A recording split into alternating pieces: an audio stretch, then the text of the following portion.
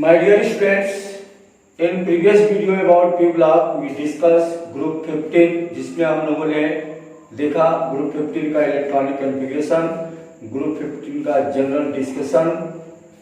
Today in this video we discuss chemical reactivity, common chemical reactivity of group 15. आज के इस video में हम लोग जो ग्रुप 15 है उसका जो कॉमन केमिकल रिएक्टिविटी है, हमने ऑक्सीडेशन स्टेट की चर्चा किया था जिसमें हमने देखा था कि ग्रुप 15 के लिए -3 और +3 कॉमन ऑक्सीडेशन स्टेट है. -3 की जो स्टेबिलिटी है ऊपर से नीचे आने पर डिक्रीज करेगी क्योंकि इनका मेटालिक कैरेक्टर बढ़ेगा, और हायर ऑक्सीडेशन स्टेट जो +5 है वो काफी अनस्टेबल होता जाएगा. आज हम डिस्कस करने वाले हैं कि इन ग्रुप 15 का जो कॉमन कैरेक्टर होगा वो क्या होगा. तो इसमें हम सबसे पहले देखेंगे विथ हाइड्रोजन. अगर ग्रुप 15 के एलिमेंट हाइड्रोजन के साथ कंबाइन करते हैं तो क्या करते हैं. तो यहाँ पे अगर हाइड्रोजन के साथ रिएक्ट करेंगे तो जनरल इनका हाइड्राइड का फार्मूला होगा EH3, जहाँ पे E ये बराबर हो सकता है नाइट्रोजन, फास्फोरस है, आर्सेनिक है, Sb है, बिस्मथ है. अब हम ये देखेंगे कि जो EH3 बनेगा, चूंकि EH3 में अगर आप देखें तो जो भी नाइट्रोजन है इनके बाहर आउटर से जो 5 इलेक्ट्रॉन होते हैं, तो 5 इलेक्ट्रॉन होते हैं जिनका जो हाइब्रिडाइजेशन होगा sp3 होगा. और अगर sp3 होगा तो निश्चित है कि जो सेंट्रल एटम में नाइट्रोजन है तो ये 4 ऑर्बिटल बनाएगा. 4 ऑर्बिटल में एक लोन पेयर होगा और 3 बॉन्ड पेयर होंगे. अब बॉन्ड पेयर होंगे तो जो sp3 का जो बॉन्ड एंगल होता है वो होता है, अगर नॉर्मल बॉन्ड हो तो 109 डिग्री टू 109.50 डिग्री या 109.5 डिग्री होता है. लेकिन हमने वेस्पर के में पढ़ा हुआ है कि यहाँ पे लोन पेयर भी है, तो लोन पेयर बॉन्ड के रिपल्सन की वजह से इनका जो एंगल होगा वो डिक्रीज होता जाएगा. जैसे अमोनिया के केस में इनका एंगल 107.5 डिग्री होता है. तो अगर हम PH3 ले लें, ये भी हाइड्राइड बना सकता है तो इधर लिख देते हैं. अगर हम PH3 ले लेते हैं या हम ASH3 ले लेंगे या SBH3 ले लेंगे या BiS3 ले लेंगे, तो यहाँ भी जो भी हाइड्राइड बनेंगे all they are formed by sp3 hybridization, but bond angle gradually decrease है. जैसे अमोनिया के केस में 107.5 डिग्री होगा क्योंकि यहाँ पे लोन पेयर बॉन्ड पेयर का रिपल्सन होगा, और नाइट्रोजन की साइज छोटी होने की वजह से जो लोन पेयर का जो डेंसिटी होगी वो काफी डेंस होगा. बट यहाँ पे अगर हम देखें तो बॉन्ड एंगल का ग्रेजुअली कम होता रहेगा. जैसे फास्फीन के केस में 93.6 डिग्री होता है, इसके बाद आर्सेनिक के केस में आपका 91.8 डिग्री होता है, इसके बाद आपका 91.3 डिग्री होता है, और ये 90 डिग्री होता है. आप देख रहे हैं कि ग्रेजुअली बॉन्ड एंगल डिक्रीज हो रहा है. इसका रीजन क्या है? All contain loan pair of electron, सबके पास लोन पेयर ऑफ इलेक्ट्रॉन है, लेकिन जो बॉन्ड एंगल ग्रेजुअली डिक्रीज हो रहा है इसका रीजन है कि साइज, क्योंकि ग्रेजुअली की साइज इंक्रीज हो रही है. अब साइज इंक्रीज होने की वजह से जो लोन पेयर ऑफ इलेक्ट्रॉन है वो कंसंट्रेट नहीं हो पा रहा है, जिसकी वजह से जो रिपल्सन पावर है वो थोड़ा कम होता जा रहा है, और ये कारण है कि बॉन्ड एंगल इनकी डिक्रीज हो रही है. अब अगर हम बात करें इस हाइड्राइड के बेसिक कैरेक्टर का, तो इसके ऊपर काफी क्वेश्चन हमसे पूछे जाते हैं कि जो भी हाइड्राइड बनाएंगे, जैसे मान लो NH3 बना या PH3 बना या आपका ASH3 बना या SBH3 या BiH3 बना, तो ये जो भी हाइड्राइड होते हैं सबसे पहला डिस्कशन करेंगे इनके बेसिक बिहेवियर का. तो निश्चित है कि बेसिक किसे कहेंगे, सबके पास लोन पेयर ऑफ इलेक्ट्रॉन है. लोन पेयर ऑफ इलेक्ट्रॉन होने की वजह से all they are basic in nature, जिसको हम लेविस बेस कहेंगे. लेकिन ये जो बेसिक होगा, क्योंकि हमें मालूम है कि जो लेविस बेस होते हैं, जो इलेक्ट्रॉन डोनर होंगे, जैसे जैसे हम डाउन चलते जाएंगे इनकी इलेक्ट्रॉन डोनेशन पावर कम होती जाएगी. क्यों कम होती जाएगी? क्योंकि हालांकि इससे भी लोन पेयर ऑफ इलेक्ट्रॉन होते हैं, लेकिन चूंकि यहाँ पे अगर आप देखोगे तो साइज बढ़ रही है. साइज बढ़ने की वजह से जो लोन पेयर का इलेक्ट्रॉन का जो डिस्पर्सन है वो कंसंट्रेट नहीं हो पा रहा है, जैसे जैसे साइज बढ़ेगी इनका जो लोन पेयर का जो कंसंट्रेशन है वो रेयर होता जाएगा, जिसकी वजह से इनका बेसिक पावर जो है कम होता जाएगा। इसका मतलब बेसिक की कैटेगरी में क्या होगा, NH3 is more basic than PH3 than ASH3 than SbH3 and then BiH3। ये इनका बेसिक स्ट्रेंथ होगा। तो हमसे कभी कभी बेसिक स्ट्रेंथ का पूछा जाता है। बेसिक क्यों है, because they are rich they do not lone pair of का इसलिए बेस है, और बेसिक स्ट्रेंथ का इनका ये स्टेबिलिटी है। दूसरा आप देखेंगे थर्मल स्टेबिलिटी। तो अगर हम थर्मल स्टेबिलिटी की बात करें तो एज ग्रुप डाउन, जैसे जैसे हम ग्रुप में डाउन होते जाएंगे इनकी थर्मल स्टेबिलिटी क्या होगी, यहां हम लिखेंगे बेसिक कैरेक्टर डिक्रीज होगा, basic character decrease along group. और ठीक ऐसे ही थर्मल स्टेबिलिटी भी एलॉन्ग ग्रुप डिक्रीज करेगी। तो अगर ये डिक्रीज करेगी तो निश्चित है कि सबसे स्टेबल कौन होगा, NH3 होगा। तो इनके थर्मल स्टेबिलिटी का आर्डर होगा NH3 is more than PH3 than ASH3 than SbH3 and then BiH3।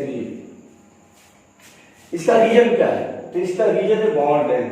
जैसे जैसे हम नीचे जाते जाएंगे कि साइज बढ़ती जाएगी, साइज बढ़ने की वजह से जो बॉन्ड लेंथ है वो इंक्रीज होता जाएगा। और हमें जाना है कि more bond length less bond energy, जिसकी वजह से थर्मली ये काफी अनस्टेबल होंगे। और सबसे स्टेबल अगर हाइड्राइड की बात की जाएगी तो अमोनिया होगा। तो पहला रीजन तो ये है कि साइज की वजह से इनका बॉन्ड लेंथ बढ़ता जाएगा। और दूसरा रीजन ये है कि ऊपर से नीचे जैसे जैसे बताएंगे इनकी इलेक्ट्रोनेगेटिविटी जो होगी डिक्रीज करेगी। इलेक्ट्रोनेगेटिविटी डिक्रीज होने की वजह से जो बॉन्ड है इनका बॉन्ड क्या होता जाएगा, वीक होता जाएगा। तो अगर हम थर्मल स्टेबिलिटी की बात करेंगे तो ये आगे होगा। तीसरा जो सबसे इंपॉर्टेंट आता है वो होता है reducing property. Reducing property, reducing property किसे कहते हैं, जो नेसेंट हाइड्रोजन देते हैं, यानी those chemical which easily lose their hydrogen and produce nascent hydrogen, वो कहलाता है रिड्यूसिंग नेचर।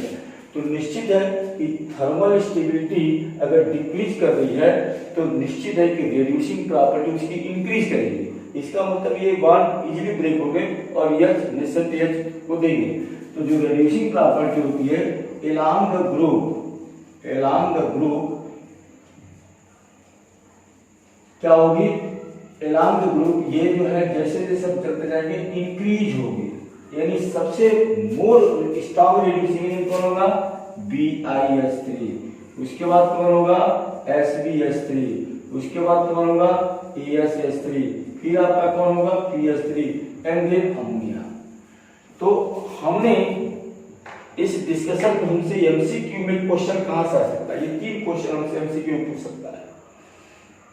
सबसे पहले तो हम बताएंगे कि हाइड्रोजन के साथ ये जब ग्रुप मिलेंगे 15 तो इनका जो नॉर्मल फार्मूला होगा EH3 टाइप का होगा, जहां E एलिमेंट ऑफ ग्रुप 15 है। सभी हाइड्राइड लोन पेयर इलेक्ट्रॉन रखेंगे। लोन पेयर इलेक्ट्रॉन होने की वजह से निश्चित है कि इनके पास बॉन्डिंग कितनी होगी, 3 एक और एक लोन पेयर 4। तो 4 ऑर्बिटल कब बनेंगे, जब sp3 हाइब्रिडेशन होगा। तो all these are sp3 hybrid, लेकिन इनका शेप टेट्राहेड्रल नहीं होगा। शेप इनका कैसा होगा, due to lone pair bond के रिपल्सन इनका शेप पिरामिडल शेप होगा। और इस पिरामिडल शेप में अब अगर हम बात करें बॉन्ड एंगल की तो ग्रेजुअली इनकी बॉन्ड एंगल डिक्रीज करेगी। क्यों, क्योंकि यहाँ पे जो लोन पेयर है साइज बड़े होते जाने की वजह से लोन पेयर का जो कंसंट्रेशन है, जो डेंस है वह कम होता जाएगा, जिसकी वजह से रिपल्सन फोर्स का कम होता जाएगा। और लास्टली बिस्मथ 90 डिग्री का होगा, जबकि ये 107 डिग्री का होता है, जबकि sp3 का एंगल 109 डिग्री का होता है, 109.5 डिग्री का होता है। तो due to lone pair bond के repulsion the bond angle decreases and down the group bond angle decreases due to increases size and decreases electron density on central atom। ये याद रखोगे। बेसिक कैरेक्टर की बात करेंगे तो हमने पढ़ा है कि जो इलेक्ट्रॉन रिच होता है वह बेस होता है अकॉर्डिंग टू लेविस। तो निश्चित है कि सभी इलेक्ट्रॉन रिच है, सभी बेसिक होंगे, लेकिन बेसिक की प्रॉपर्टी डिपेंड करेगी उनकी इलेक्ट्रॉन क्लाउड पे। नाइट्रोजन की साइज सबसे छोटी होने की वजह से उसके ऊपर इलेक्ट्रॉन का क्लाउड डेंस होगा और इस तरीके से डाउन द ग्रुप जैसे जैसे जाएंगे बेसिक कैरेक्टर इनका क्या होगा, डिक्रीज करेगा। थर्मल स्टेबिलिटी की बात करते हैं। थर्मल स्टेबिलिटी डिपेंड करेगा बॉन्ड लेंथ पे।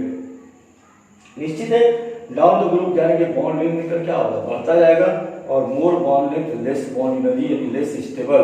तो सबसे अनस्टेबल होगा BiH3 और सबसे मोर स्टेबल होगा NH3। रेड्यूसिंग प्रॉपर्टी की बात करते हैं तो जितना ही ये थर्मली अनस्टेबल होगा उतना ही स्ट्रॉन्ग रेड्यूसिंग एजेंट होगा। क्यों? क्योंकि रेड्यूसिंग एजेंट किसे कहोगे, जो नेसेंट एजेंट्स को रिलीज करे।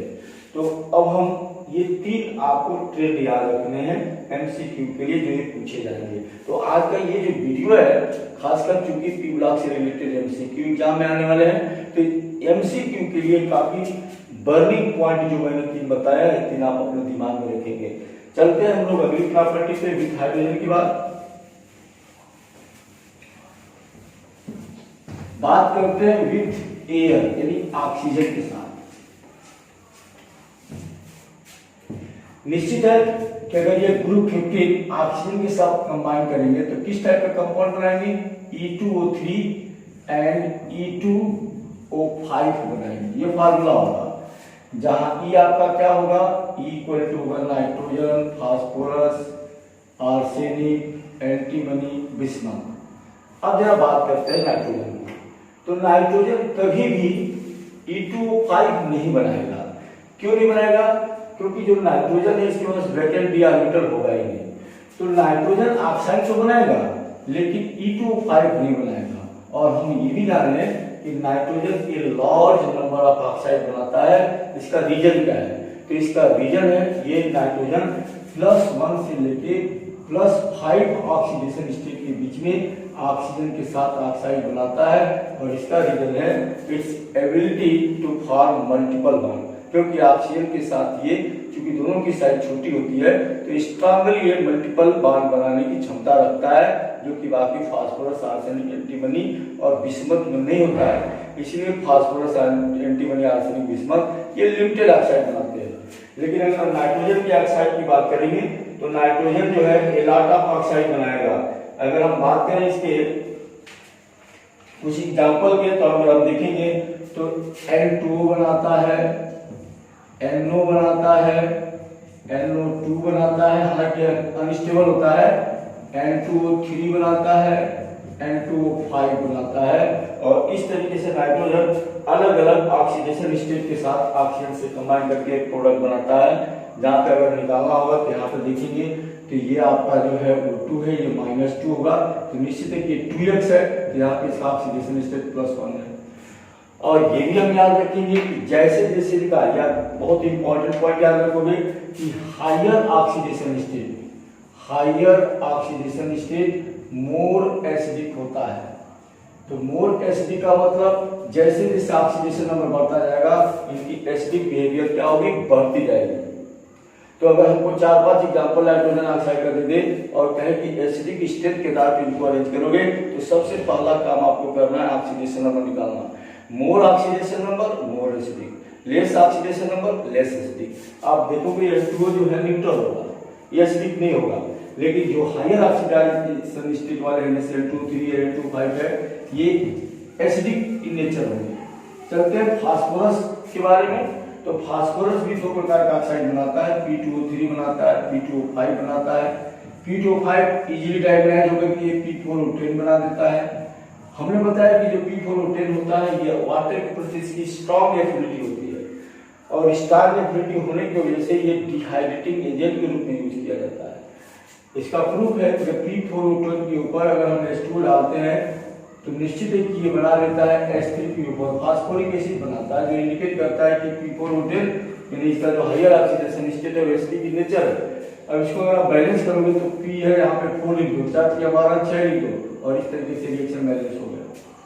तो हम ये कहेंगे कि nitrogen form a lot of oxide with oxygen in various oxidation state like +1 to +5 and higher oxidation state are acidic in nature as oxidation state increases acidic behaviour increases. Phosphorus हो गया, antimony, arsenic, bismuth, ये जो है limited oxide बनाते हैं। Higher oxide जैसे P2O3 बनाएंगे, +3 या +5 ऑक्सीडेशन स्टेट बनाएंगे। नाइट्रोजन के लार्जर नंबर ऑफ ऑक्साइड बनाने का जो रीजन अगर हमसे पूछा जाता है तो वह रीजन है इसकी साइज का छोटा होना, क्योंकि साइज छोटी होने की वजह से they are able to form multiple bond with oxygen, और इस यही कारण है कि वेरियस ऑक्सीडेशन स्टेट के साथ +1 to +5 ये वेरियस ऑक्साइड बनाता है। अब चलते हैं अगली प्रॉपर्टी पे, ऑक्सीजन के बाद विथ हेलोजन। अगर हम बात करें इसकी हेलोजन के साथ तो निश्चित है कि अगर हेलोजन की बात करेंगे तो हेलोजन को जनरली हम कॉमन रूप में X से डिनोट करेंगे। ये जो एलिमेंट ये है मिलके क्या बनाएंगे, EX3 and EX5 type of compound बनाएंगे। नाइट्रोजन कभी भी EX5 नहीं बनाएगा, अर्थात NCl5 या NClF5 नहीं बनेगा, कारण वैकेंट d ऑर्बिटल का 9 होना है। बट अदर जो एलिमेंट इस ग्रुप के हैं वो बनाएंगे, लेकिन यहां भी हमने बताया था कि +5 ऑक्सीडेशन स्टेट की स्टेबिलिटी ऊपर से नीचे जाने पे क्या होती है, डिक्रीज होती है। तो बिस्मथ हार्डली +5 ऑक्सीडेशन स्टेट में हैलाइड को पकड़ेगा, और वो भी फ्लोरीन के साथ BiF5 बनता है, और यही बिस्मथ का एक कंपाउंड पाया जाता है। बाकी बिस्मथ जो है क्लोरीन के साथ, ब्रोमीन के साथ या आयोडीन के साथ बिल्कुल नहीं बनता है। फास्फोरस भी जो +5 देता है वो फ्लोरीन के साथ दे सकता है, क्लोरीन के साथ दे सकता है, यानी स्मॉलर साइज। ठीक है। अब जनरली अगर हम बात करें नाइट्रोजन की, तो नाइट्रोजन के जो भी ट्राई हैलाइड बनते हैं ये केवल फ्लोरीन को छोड़ के NF3 को छोड़ करके बाकी हाईली अनस्टेबल होते हैं, जिसमें NCl3 हाईली एक्सप्लोसिव होता है, NBr3 NI3 फ्री इंडिपेंडेंट नहीं पाए जाते हैं। ये साल्ट में ये जो है मतलब एक तरीके से मिक्सचर के रूप में पाए जाते हैं, बट फ्रीली एग्जिस्टेबल नहीं है। जो भी इनके ट्राई हैलाइड बनेंगे, निश्चित है कि ट्राई हैलाइड के केस में कौन सा हाइब्रिडाइजेशन हो जाएगा, यहाँ पे sp3 होगा, लेकिन अगर वो EX5 बनाते हैं तो EX5 के केस में sp3d हाइब्रिडाइजेशन होगा, और अगर sp3d हाइब्रिडाइजेशन होगा, जैसे हमने कहा PCl5, तो sp3d हाइब्रिडाइजेशन में इनका शेप क्या होगा, ट्राइगोनल बाई पिरामिडल शेप होगा। क्या शेप होगा, ट्राइगोनल बाई पिरामिडल शेप। ये कौन सा शेप होता है, तो हमने बताया कि मान लो सेंट्रल एलिमेंट E है और 5 X है, तो 2 तो यहाँ पे आएंगे 180 पे, और 3 जो रहेंगे आपके ये रहेंगे 120 पे। ये शेप होता है आपका ट्राइगोनल बाई पिरामिडल। कौन सा हाइब्रिडेशन हो जाएगा, sp3d होगा। यहां भी याद रखोगे कि higher oxidation state more covalent character रखेगा। क्लियर। तो निश्चित है कि अगर हमसे पूछा जाए कि PCl3 और PCl5 में कोवैलेंट कैरेक्टर किसके पास ज्यादा है, तो PCl5 के पास ज्यादा है। इनका भी जो हायर ऑक्सीडेशन स्टेट वाला जो हैलाइड होगा, जैसे +5 हाईली अनस्टेबल होगा, PCl5 भी अनस्टेबल कंपाउंड। तो हमने देखा कि जो PCl5 होगा ये इलेक्ट्रॉन जो भी इनके हैलाइड होंगे यानी +5 वाले EX5, ये इजीली लेविस एसिड के जैसा बिहेव करेंगे, क्योंकि इनके पास वैकेंट d ऑर्बिटल है। ये इजीली क्या करेंगे, इलेक्ट्रॉन पेयर पे एक्सेप्ट कर सकते हैं। For example EX5 react with again X negative to form EX6, और ये जो EX6 बनेगा ये क्या होगा, अब यहाँ हाइब्रिडेशन चेंज हो जाएगा, sp3d is converted into sp3d2, और अब यहाँ से जो होगा ऑक्टाहेड्रल शेप होगा। तो हैलाइड के केस में आपको याद रखना है कि जो भी ग्रुप 15 के एलिमेंट होंगे with hydrogen they react together to form EX3 और EX5। उसके बाद आपको याद रखना है कि nitrogen does not form pentahalide due to vacant d orbital जो है वो नहीं होगा, due to absence of vacant d या due to non availability of vacant d orbital. But +5 oxidation state की स्टेबिलिटी ऊपर से नीचे जाने पर डिक्रीज करेगी, जिसकी वजह से मोस्टली ये +3 ही जो है शो करेंगे, +5 नहीं देंगे। बिस्मथ हार्डली BiF5 बनाता है। इसके 2 रीजन है। पहला रीजन है inert pair effect. Inert pair effect की वजह से ये चाहते हैं कि इनका +3 ही इलेक्ट्रॉन यूटिलाइज हो, जो 3 अनपेयर्ड इलेक्ट्रॉन है।